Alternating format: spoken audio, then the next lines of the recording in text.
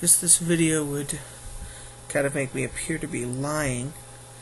I believe I said in my first video that I wasn't going to update that often, but, you know, I'm a disorganized person. I'll probably be some days where I upload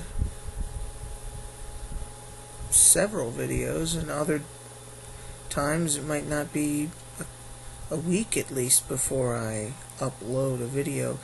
It'll just be whenever I have a good idea for a video, that's when I'll do it. This video today is entitled The Virtue of Skepticism. And I'm going to be explaining what I mean by skepticism. Now, this is not philosophical skepticism. I'll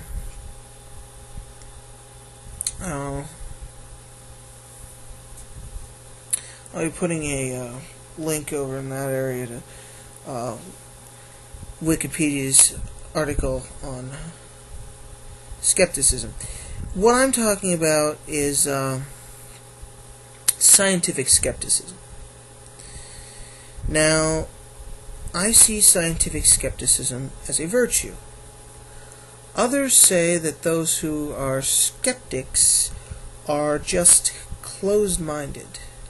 Now, in this video, I'm going to lay out arguments as to why I think that's a load of crap.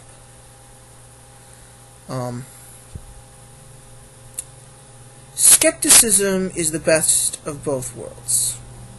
It is a hybridization of open-mindedness and incredulity. Skepticism is the state of assuming the null hypothesis until one gets better evidence, until one gets any evidence at all. Absent any evidence, the null hypothesis is always assumed, and then without any evidence of any form, the null hypothesis remains, in effect, the assumed position. After all, there are many, many positions which can be claimed, such as magical flying unicorns above my head. They're invisible and you can't see them, and you certainly can't disprove them, but that doesn't mean they're there. It's sort of that's sort of how skepticism works. It's the idea of not refusing to accept the possibility of a situation, but simply refusing to accept automatically that what somebody tells you is true. Now, somebody who is scientifically skeptical is skeptical about things for which there is little empirical evidence, which means little scientifically, what would be accepted as scientific evidence. Psychic phenomenon, paranormal phenomenon, supernatural phenomenon, all of those things are into question until some sort of valid, experimentally verifiable evidence is produced to support them.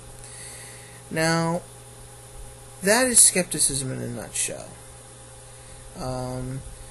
Skepticism in a nutshell, affirming the null hypothesis and staying with it until you get good evidence.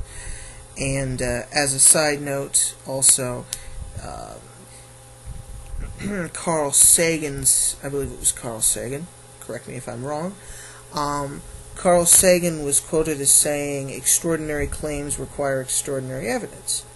So the amount of scientific evidence, the amount of empirically acceptable evidence, which scientific skeptics prefer to have over any other type of evidence, the amount of that type of evidence that is required for the acceptance of a claim depends on how extraordinary the claim is, how out there the claim is compared to normalcy.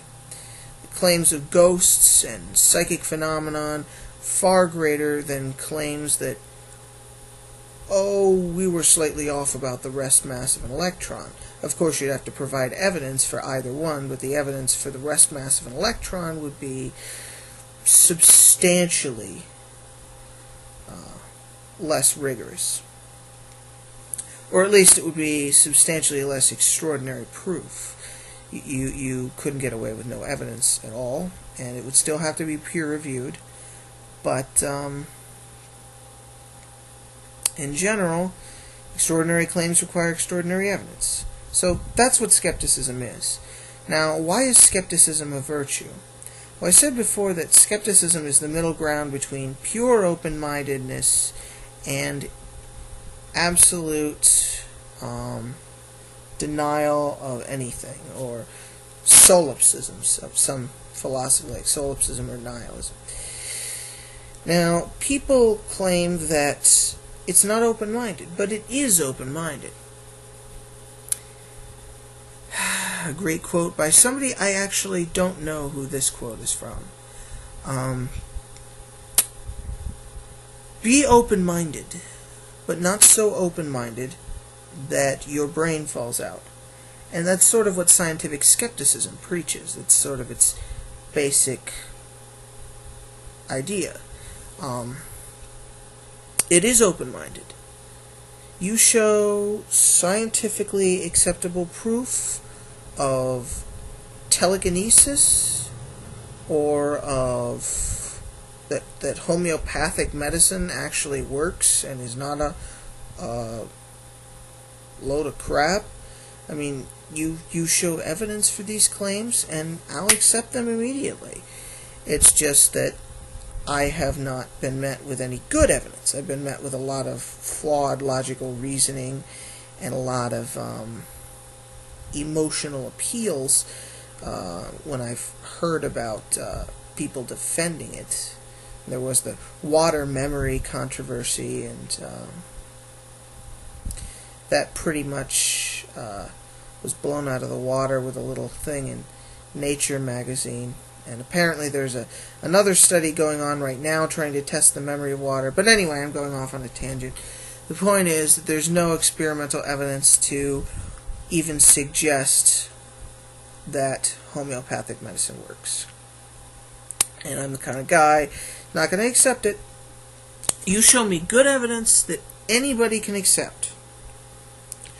Good, objective, impersonal evidence that something is true, and I will accept it immediately. I'm incredibly open to changing my worldview. I've done it many times. I'm ashamed to say there was a time in my life where I was very religious. I believed in the talking snake. Noah's Ark, I actually think Noah's Ark happened. I'm really, really ashamed of that. And I believed a number of other absurdities. And I don't anymore. I accept evolutionary theory. I have a non-theistic worldview. And I really just start reading about science. Those ideas are comforting, but I seek truth. I've destroyed my worldview before, and there's nothing wrong with your worldview changing.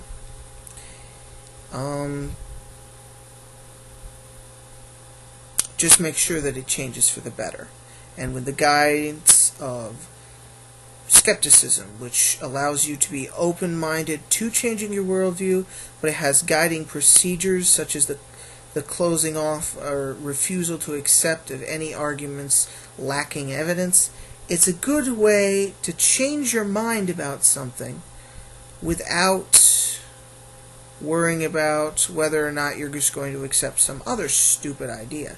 It's a very good way to guide yourself toward changing your worldview.